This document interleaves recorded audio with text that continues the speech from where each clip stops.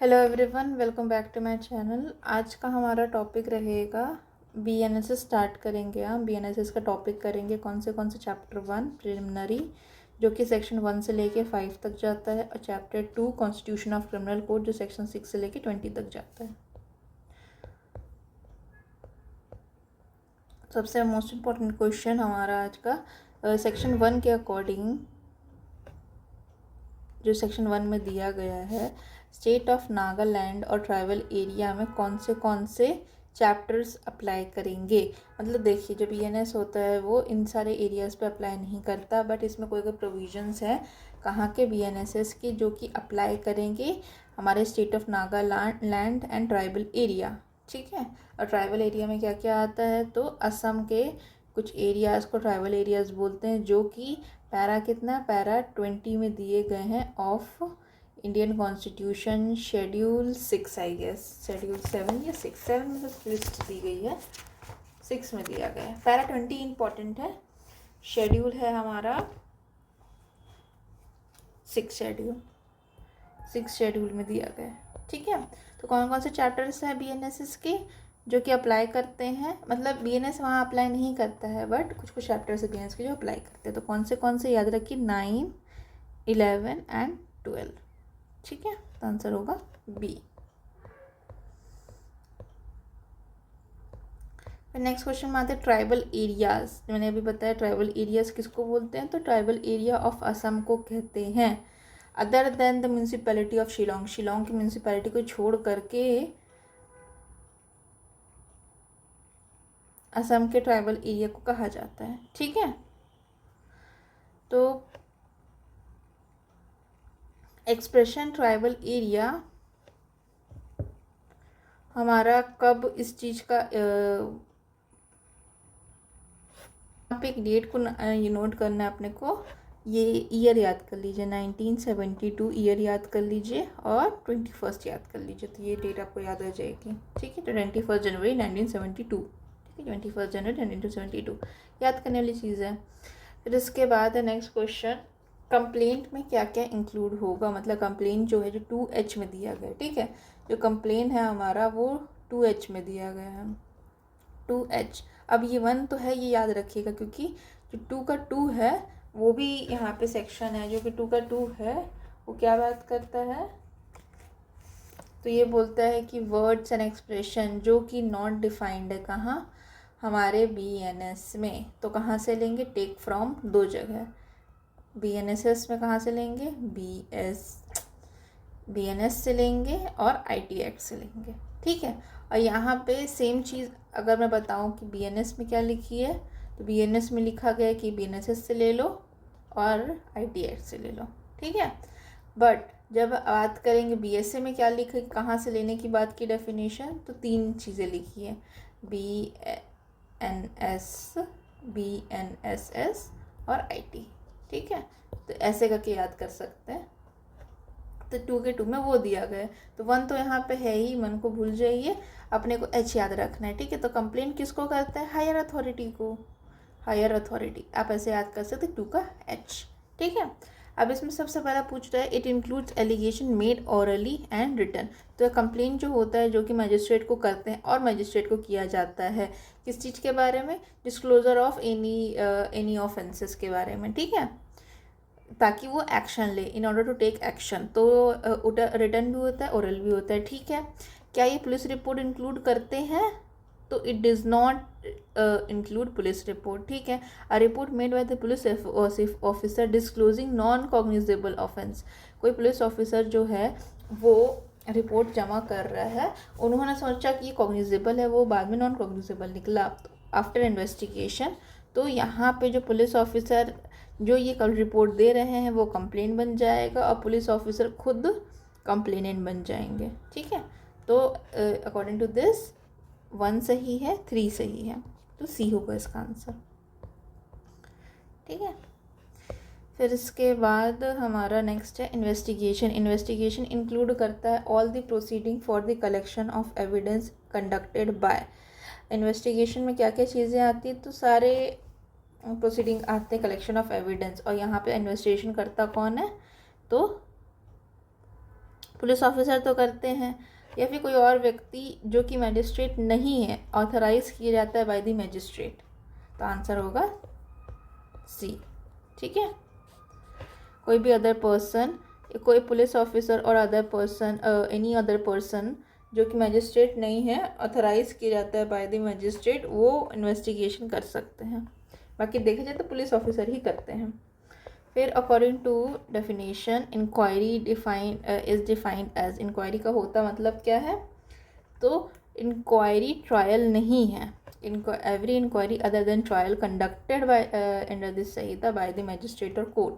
दो चीज़ें याद रखनी इंक्वायरी में, इंक्वायरी इज़ नॉट ट्रायल, ठीक है, और दूसरी बात है it is conducted by magistrate या कोर्ट। ठीक है, तो 20 का राइट आंसर हो जाएगा। Every inquiry other than trial, trial के अलावा, और कौन करते हैं? तो मैजिस्ट्रेट और कोर्ट दोनों करते हैं। हाँ, इंक्वायरी तो इन्वेस्टिगेशन, इंक्वायरी यहाँ पे इन्वेस्टिगेशन 2 के एल में दिया गया है, आई को ऐसे ले लीजिए, एल जैसे दिखता है, और इंक्वायरी क का साउंड आ रहा है, क, तो के को भी हम लोग क से डिनोट करते हैं, तो इंक्वायरी के। ठीक है, फिर वारंट और समन केस का बहुत इंपॉर्टेंट है। वारंट केस जो है, सॉरी पहले समन आता है, समन केस फिर वारंट केस। ठीक है, ये दिया गया है एक्स में, 2K1 के एक्स में, 2K एक्स में दिया गया। वारंट सबसे लास्ट डेफिनेशन है, ये दी गई है 2K1 के जेड में। ठीक है, यहाँ पे याद रखिए वारंट में मोर देन क्या 2 ईयर्स। अब मोर देन 2 ईयर्स में क्या क्या चीज़ें आ जाएंगी? मोर देन 2 ईयर्स तो आएगा ही, प्लस डेथ भी आ जाएगा, प्लस LI भी आ जाएगा। और समन केस में लेस देन 2 ईयर्स, बस ये याद रखना है। और समन केस वो केसेस जो हैं जो वारंट केस नहीं है। और वारंट केस कौन से केसेस है? जो कि पनिशेबल है मोर देन 2 ईयर्स, डेथ या LI। तो वारंट केस क्या होते हैं? तो वारंट केस 2K1 के जेड में दिया गया है। तो वारंट केस क्या होते हैं? जो कि पनिशेबल है with death, imprisonment, life in LI and exceeding 2 years. तो इसका आंसर होगा बी। कहाँ डिफाइंड है? 2K1 के जेड में। फिर नेक्स्ट आते हैं, if a word use in BNS में नहीं है तो उसको हम कहाँ से लेंगे? तो पता है अपने को, हमने ये रिवाइज किया था, BSA रहेगा तो 3 चीज़ें आएंगी। क्या क्या? BNS, BNSS और IT। ठीक है, देखो अगर याद रखना है तो BSA 3 अल्फ़ाबेट का है और यहाँ पे 3 अथॉरिटीज़ हैं। और BNS में BNSS को मान लो,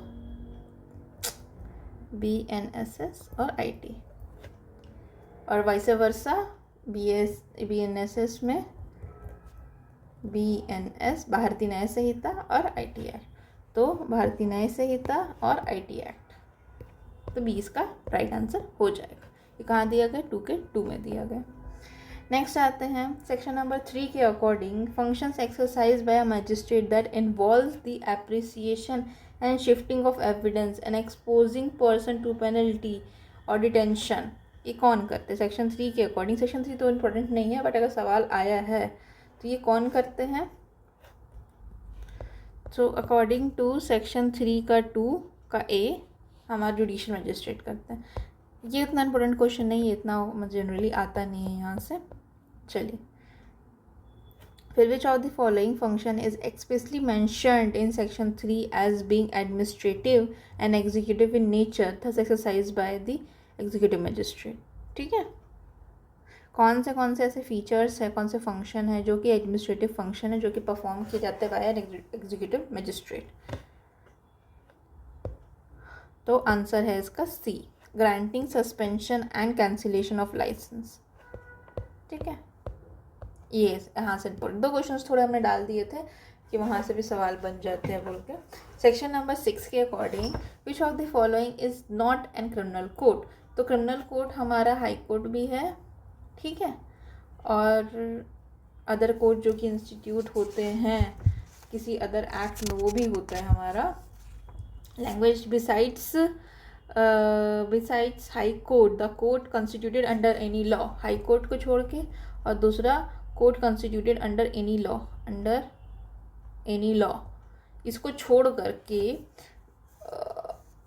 और 4 क्लासेस हैं, 4 क्लासेस ऑफ क्रिमिनल कोड्स दिए गए हैं।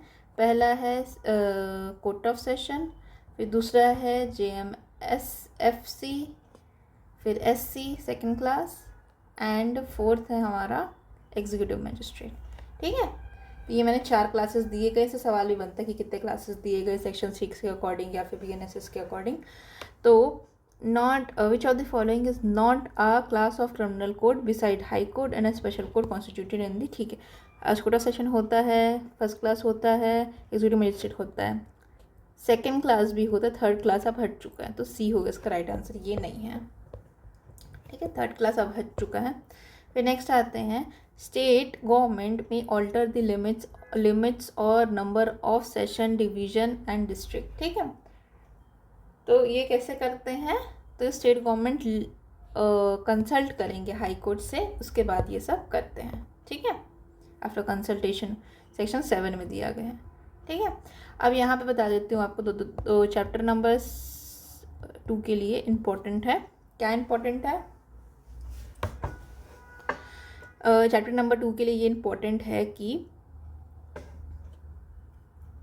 जो कोर्ट्स होते हैं, कोर्ट का इस्टेब्लिशमेंट कौन करेगा, ये करेगा स्टेट गवर्नमेंट, लेकिन जजेस को बिठाने का काम है, उस व्यक्ति को अपॉइंट करने का काम है, वो कौन करेगा, हाई कोर्ट। ठीक है, high court.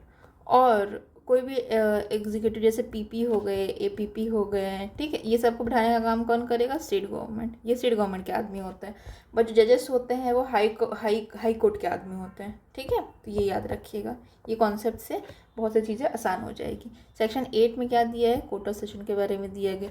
Who has authority to establish a court of session in every session division. Court of session को स्टैब्लिश करने की अथॉरिटी किसके पास है, ये है इस्टेब्लिशमेंट है स्टेट गवर्नमेंट के पास, लेकिन जजेस बिठाने का काम किसका है, ये है हमारा हाई कोर्ट का। हु अपॉइंट्स द प्रिसाइडिंग जज of the court of session. तो प्रिसाइडिंग जज को कौन बिठाता है कोर्ट ऑफ सेशन में, तो आंसर होगा हाई कोर्ट। ठीक है, नो डाउट। अपॉइंट करना है किसी पर्सन को तो हाई कोर्ट करेगी, और उसको स्टैब्लिशमेंट करना है तो वो कौन करेगा, वो करेगा हमारा स्टेट गवर्नमेंट। ठीक है, फिर नेक्स्ट आते हैं, इन event of vacancy in office of the session जज। कोई वैकेंसी है किसकी, ऑफिस ऑफ सेशन जज की ऑफिस की। If there is no additional session जज अवेलेबल, कोई एडिशनल सेशन जज अवेलेबल नहीं है, who can the high court authorise to dispose of the urgent cases. ठीक है, तो किसको अपॉइंट किया जा सकता है, सेशन डिवीजन नहीं है, एडिशनल सेशन जज नहीं है, तो किसको कर सकते हैं, तो सीनियरिटी में अब क्या आएगा, CJM आएंगे, CJM साहब आएंगे, तो CJM को क्या कर सकते हैं, अर्जेंट केसेस में सेशन जज बनाया जा सकता है।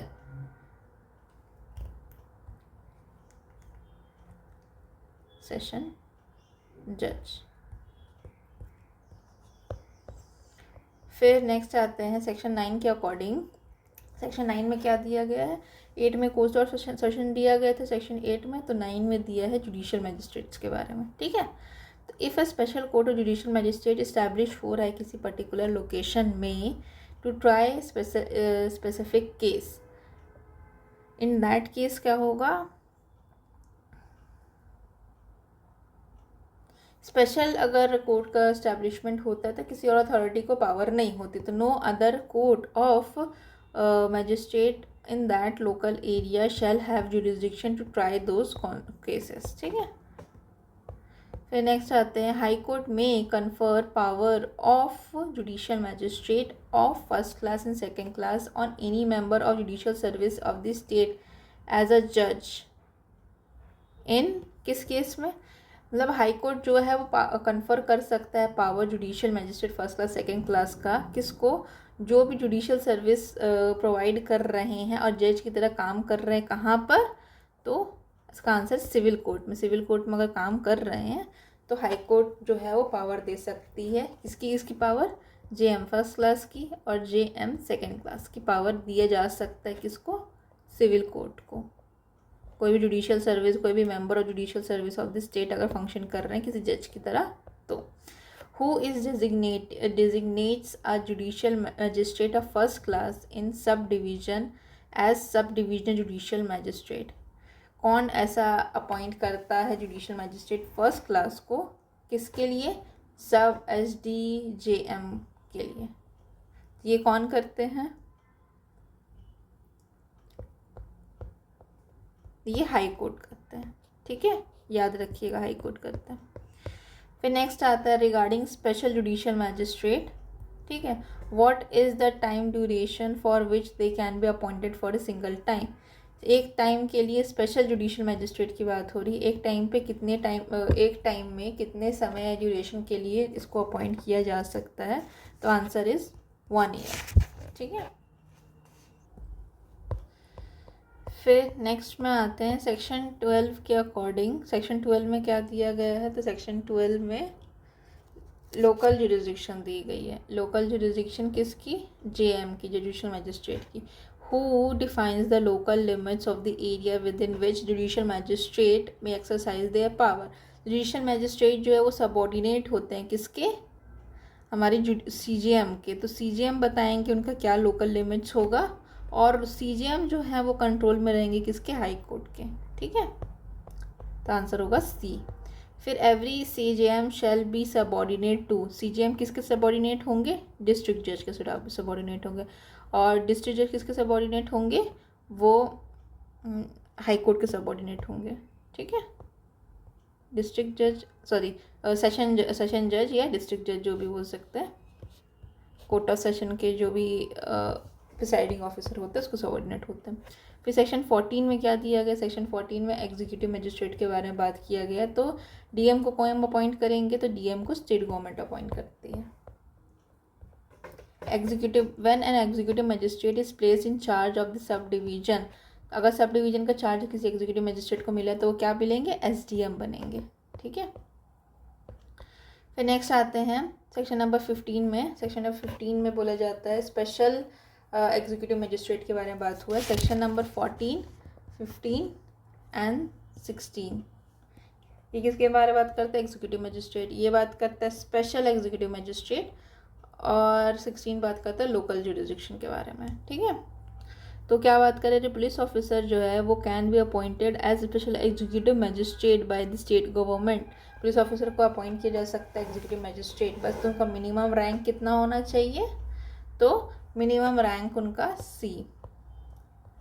पुलिस ऑफिसर की जो मिनिमम रैंक है वो SP की होनी चाहिए, तब जा कर के उनको स्पेशल एग्जीक्यूटिव मजिस्ट्रेट का दर्जा दे करके उनको अपॉइंट किया जा सकता है special judicial magistrate, special executive magistrate. All the executive magistrate other than SDM को छोड़ के सारे जुडिशियल मैजिस्ट्रेट, एग्जीक्यूटिव मैजिस्ट्रेट जो होंगे एक्सरसाइज करेंगे power in sub division subordinate to, subordinate रहेंगे। किसके सबऑर्डिनेट रहेंगे? तो आंसर है B, सबऑर्डिनेट रहेंगे सब डिवीजन मैजिस्ट्रेट जितने भी, मतलब सब डिवीज़न में सब जुडिशियल मैजिस्ट्रेट, कैसे बताऊँ आपको, मैं ये बोल रही हूँ कि किसी भी एरिया में कोई भी एग्जीक्यूटिव ऑफिसर, एग्जीक्यूटिव मैजिस्ट्रेट है जो कि सब डिवीज़न मैजिस्ट्रेट नहीं है, ये सारे एग्जीक्यूटिव मैजिस्ट्रेट हमारे अंडर रहेंगे। किनके अंडर रहेंगे? सबऑर्डिनेट रहेंगे सब डिवीज़न मैजिस्ट्रेट के। देखो किस सब डिवीज़न के बारे में बात हो रहा है, तो उसका टॉप का जो ऑफिसर रहेगा वो SDM रहेगा। तो SDM के नीचे जितने भी लोग, मतलब जितने, उसको छोड़ करके जितने भी ऑल भी एग्जीक्यूटिव मैजिस्ट्रेट होंगे वो सबऑर्डिनेशन में रहेंगे सब डिवीज़न मैजिस्ट्रेट के, एंड वो जनरल कंट्रोल में रहेंगे किसके? DM के, ठीक है। मतलब हायरार्की बताऊँ तो DM है, उसके बाद है SDM, उसके बाद में जितने भी एग्जीक्यूटिव मैजिस्ट्रेट्स आ रहे हैं, ठीक है। फिर नेक्स्ट आता है for appointment of public prosecutor for a district. Public prosecutor appoint किया जा रहा है किसी डिस्ट्रिक्ट में, सेक्शन 18 में दिया गया है। Whose name must be appear on the specific panel, whose name must be appoint in the specific panel. मतलब कौन सा स्पेसिफिक पैनल है जिस उसका नाम आना चाहिए उस पैनल में। तो पैनल जो होता है वो डिस्ट्रिक्ट मैजिस्ट्रेट बनाता है, तो डिस्ट्रिक्ट मैजिस्ट्रेट वाला एक ही है, पैनल बनाता है जहाँ से पब्लिक प्रोसिक्यूटर को अपॉइंट किया जाएगा in consultation with the session जज। ठीक है, तो एक पैनल बना रहे डिस्ट्रिक्ट मजिस्ट्रेट और उससे कंसल्ट करके सेशन जज जो होंगे उसमें अपॉइंटमेंट करेंगे पब्लिक प्रोसिक्यूटर का। ठीक है, अगर स्टेट में रेगुलर काडर है प्रोसिक्यूटिंग ऑफिसर का तो स्टेट गवर्नमेंट जो है वो अपॉइंट करेगी पब्लिक प्रोसिक्यूटर डीसी डिस्ट्रिक्ट में। ठीक है,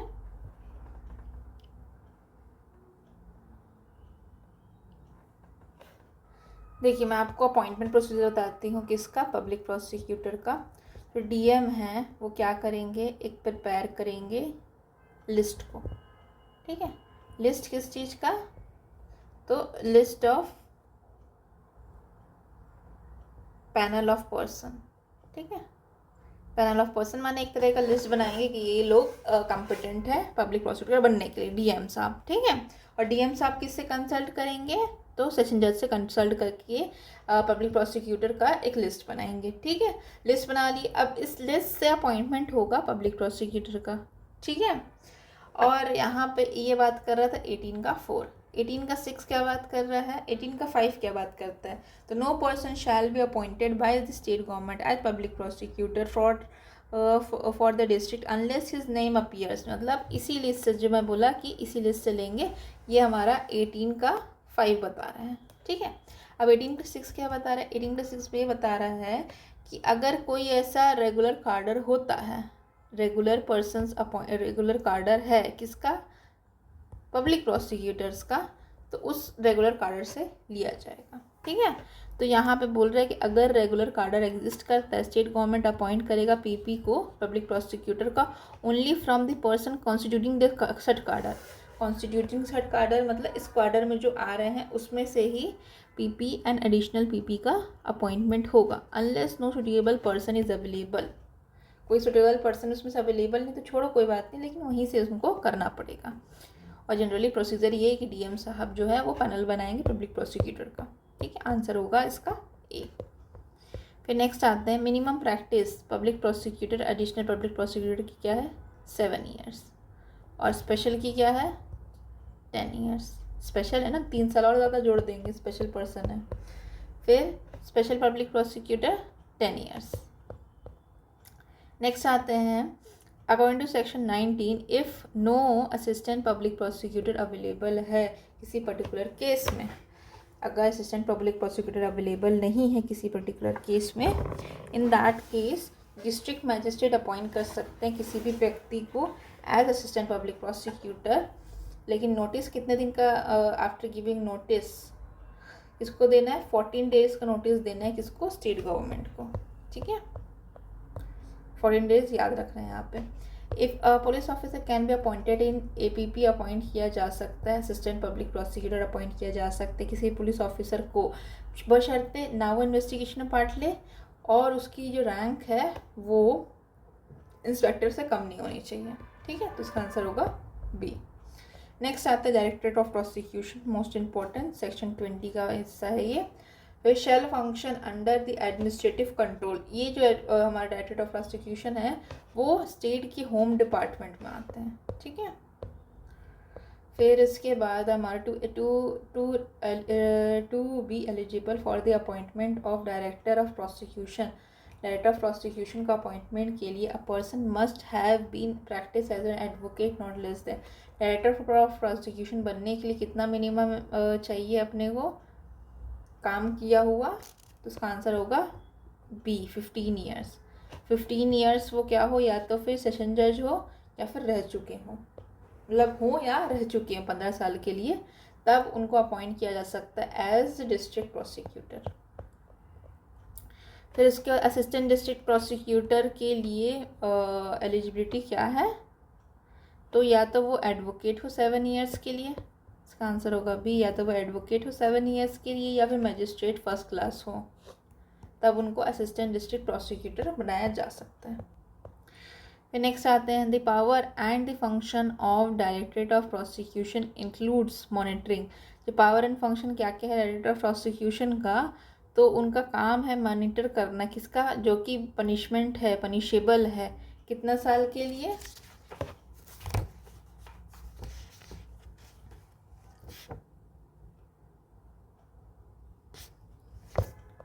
आंसर है इसका सी, 10 years और मोर योर लाइफ इम्प्रिजनमेंट। माने डायरेक्टर ऑफ प्रोसिक्यूशन का काम ये है कि वो मॉनिटर करेंगे केसेस को जो कि पनिशेबल है 10 साल से ऊपर के लिए, या LI के लिए, या डेथ के लिए।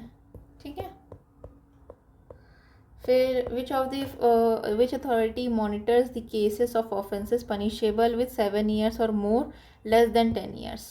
तो मोर देन 10 years तो हमारा आ गया था डायरेक्टरेट ऑफ प्रोसिक्यूशन। ये आगे डायरेक्टर ऑफ प्रोसिक्यूशन 10 साल से ज़्यादा वाले केसेस को देखेगा, 10 साल से कम वाले केसेस और 7 से 10 साल वाले केसेस को कौन देखेगा? तो 7 से 10 साल वाले केसेस को डेप्यूटी देखेगा। ठीक है। डायरेक्टर अथॉरिटीज़ बता देती हूँ आपको, मैं लिखवा भी देती हूँ। देखिए सेक्शन 20 के अकॉर्डिंग अगर मैं बताऊँ, सेक्शन 20, ठीक है, यहाँ पे इस्टेब्लिशमेंट हो रहा है किसका? डायरेक्टरेट ऑफ प्रोसिक्यूशन का। तो यहाँ पे इस्टेब्लिशमेंट हो रहा है, स्टेट लेवल पे भी हो रहा है, सेंट्रल लेवल पे भी हो रहा है। ठीक है, सॉरी, स्टेट लेवल पे भी हो रहा है, स्टेट लेवल, एक डिस्ट्रिक्ट लेवल पे हो रहा है। डिस्ट्रिक्ट लेवल पे जो स्टेट लेवल है वो उसको बोलते हैं डायरेक्टर ऑफ प्रोसिक्यूशन। ठीक है, यहाँ पे होंगे डायरेक्टर एंड यहाँ पे होंगे डेप्यूटी डायरेक्टर। ठीक है, और डिस्ट्रिक्ट लेवल पे कौन कौन है? तो deputy and assistant director.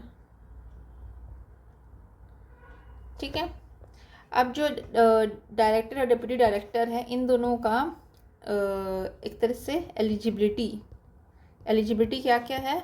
15 years से ज़्यादा एडवोकेट हो, या तो फिर क्या हो? सेशन जज हो 15 years के लिए। अब देखो ये जो अथॉरिटी डेप्यूटी डायरेक्टर और यहाँ पे भी डेप्यूटी डायरेक्टर है, डेप्यूटी डायरेक्टर, तो दोनों की सेम ही हो गई 15 years, यहाँ पे भी वही हो गया। मतलब इन दोनों के लिए भी ये है और इन दोनों के लिए भी सेम है। तो यहाँ पे भी अगर मानो तो 50 years एडवोकेट हो या तो फिर सेशन जज हो। ठीक है, असिस्टेंट डायरेक्टर का जो हमारा एलिजिबिलिटी है वो डिफरेंट है। वो क्या है? 7 years वाला है। 7 years एडवोकेट हो या फिर JM फर्स्ट क्लास हो। ठीक है, ये हो गया। अब आगे आते हैं, तो इनका काम क्या क्या है? तो डायरेक्टर का काम बता देती हूँ। डायरेक्टर का काम है 10 साल से ज़्यादा वाले केसेस को देखना, 10 years प्लस, जिसमें हमारा डेथ भी आ जाएगा और LI भी आ जाएगा। यहाँ डेप्यूटी, ये दोनों सेम अथॉरिटी है। यहाँ पे डेप्यूटी का काम क्या है?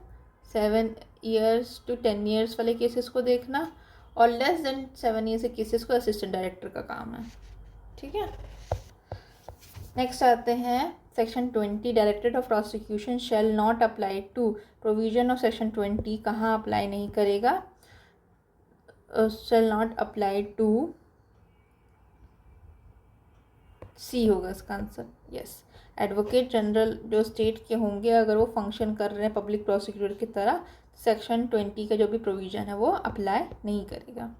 ठीक है, फिर ये पुराना हमारा डेफिनेशन क्लॉज में फिर से आ गया हम लोग। तो ऑडियो वीडियो इलेक्ट्रॉनिक मीन्स बहुत इंपॉर्टेंट है, 2 के 1 के ए में दिया गया है। तो उसमें क्या क्या चीज़ें आएंगी?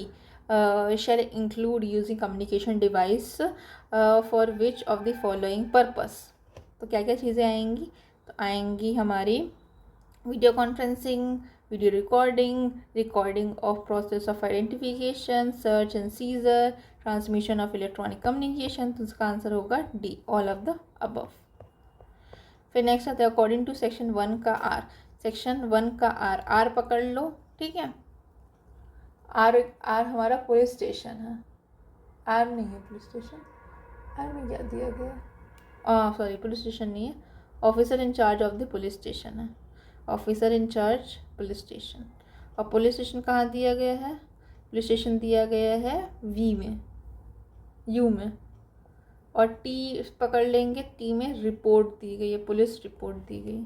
ठीक है, तो if the officer incharge of the police station is absent, अगर official incharge of the police station absent है तो उसकी ड्यूटी कौन करेगा, तो उसकी ड्यूटी करेगा the police officer present at the station house next to the rank of such officer above the rank of the constable. ठीक है, ये व्यक्ति होंगे। फिर बी होगा उसका राइट आंसर। फिर इसके बाद वाई में विक्टिम दिया गया, तो विक्टिम में कौन कौन से होंगे, उनके गार्डियन होंगे, लीगल हेयर होंगे जो कि सफ़र किए हैं लॉस या इंजरी। ठीक है, तो आंसर क्या है, यस अनकंडीशनली। ठीक है, ये तो हो गई। इसके बाद लास्ट क्वेश्चन है हमारा 4 का 2 के बारे में है। All the offences under any law other than BNS. BNS अगर होगा तो प्रोसिक्यूशन किसके अकॉर्डिंग चलेगा, बीएनएस के अकॉर्डिंग चलेगा। तो all the offences under any law other than BNS shall be investigated and tried according to BNS. ठीक है, बीएनएस की तरह किया जा सकता है subject to any enactment of time being in force. Subject to मतलब ध्यान में रख के कोई भी एनैक्टमेंट जो कि फोर्स में है, रेगुलेट कर रहा है क्या, manner and the place of investigation in trying such offences. 20 का राइट आंसर होगा। चलो कंप्लीट हो गया अपना। Thank you so much, see you in the next one.